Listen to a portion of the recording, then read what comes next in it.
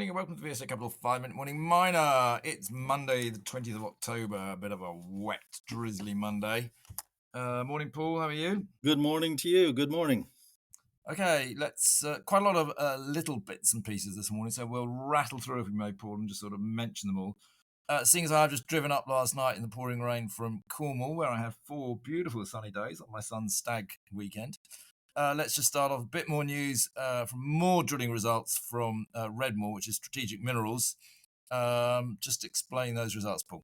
Yes, that's the Cornwall Resources subsidiary doing that drilling for Strategic there on the Redmoor tungsten project. To date, they've put in 3,661 meters of drilling, which has been produced, logged, and reviewed.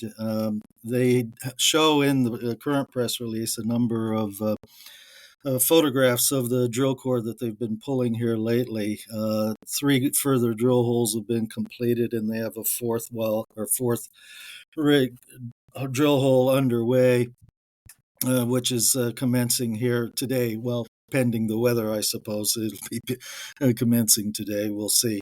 But new metallurgical studies are underway on this as well, particularly for ore sorting. If they can separate what's called in Cornwall, the country rock is called Killis. If they can separate the Killis from the ore-bearing tungsten copper mineralization, that would just mean they will have to mill less material for a higher grade feed grade. So they'll be looking also at this core because they can see wolframite, cassiterite, and chalcopyrite, the ore minerals, visibly as coarse-grained mineralization there. So they are hitting what they're intending to hit. Yep, it's all good stuff. We don't get more drilling down in Cornwall. The more drilling, the better for everybody. Right, let's keep rattling through, Paul. What else do you want to talk about? We had Dolly Varden on Friday make a statement that they've completed their Kitsault Valley drilling program for this 2025 season. That's up in the Golden Triangle, excuse me, Golden Triangle area of BC.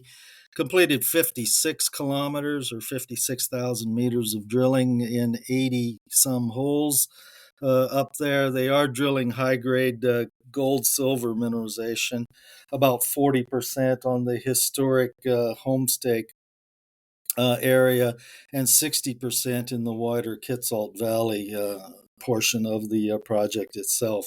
They are very strongly funded by the likes of Eric Sprott and so forth, and they are intending to drill out up there in this project area something in the order of hundreds of millions of ounces of silver. So there is awful lot of potential up there, and they are hitting high grades on multiple structures. So this will continue for some time, but for now, they'll be logging the core and getting that into the assay labs for assay, but the field work otherwise completed for this season. Okay. Also, we've got Cleantech Lithium not taking up about 23 licenses or something, is it? Yeah, well, they've deferred what the exercise on some licenses that are intended to uh, flesh out the full size of the project area, but that option agreement was dependent on certain milestones being completed as far as progress on the project is concerned, and that has not yet been completed. So Cleantech exercising its opportunity not to have to make a further demands on the cash coffers at this point in time while some of these things are still unresolved. Yeah, and we've got, whilst on lithium, Atlantic Lithium.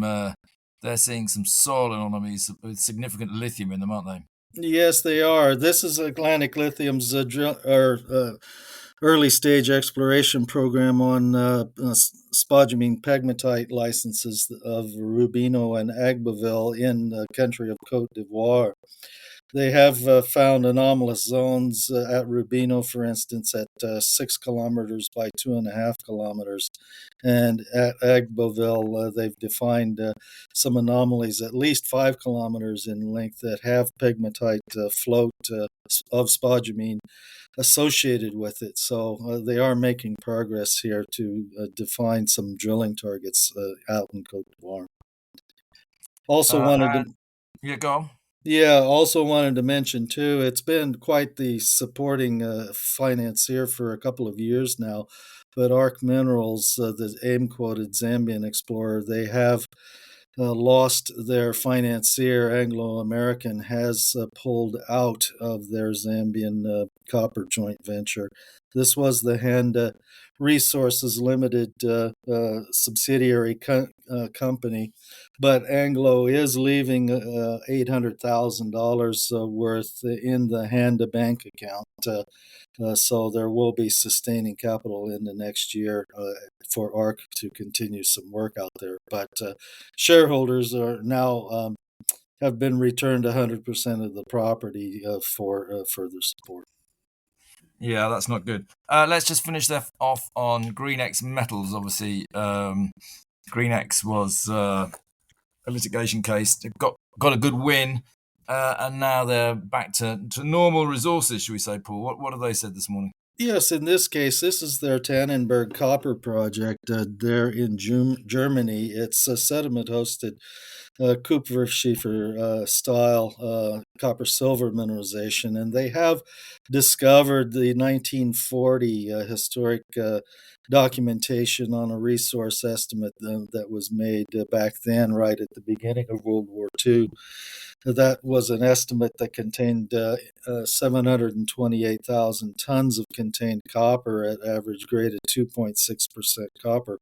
Not a small deposit then, or a series of deposits that was estimated on drilling in the late 1930s across four different horizons in the Kupferschiefer. And the a 1984 report by St. Joe Exploration had also assessed that same document and found it to be largely reliable in many instances, with quite a lot of copper, but not quite as much. But they weren't looking at as large an area as that 1930 study. So GreenX will be looking to relog and resample the archived core from that period, as well as doing a twin hole drilling campaign in order to prove it up to current JORC resources. Okay, that's great. Thanks, Paul. That'll do for today, and back tomorrow. Thanks. Very good. See you then. This podcast has been produced and edited by VSA Capital. It is intended for information purposes and not as investment advice. The information is intended for recipients who understand the risks associated with equity investments in smaller companies. Please do your own research and do not rely on a single source when making an investment decision. VSA Capital may derive fees from this content and seeks to do business with the companies mentioned.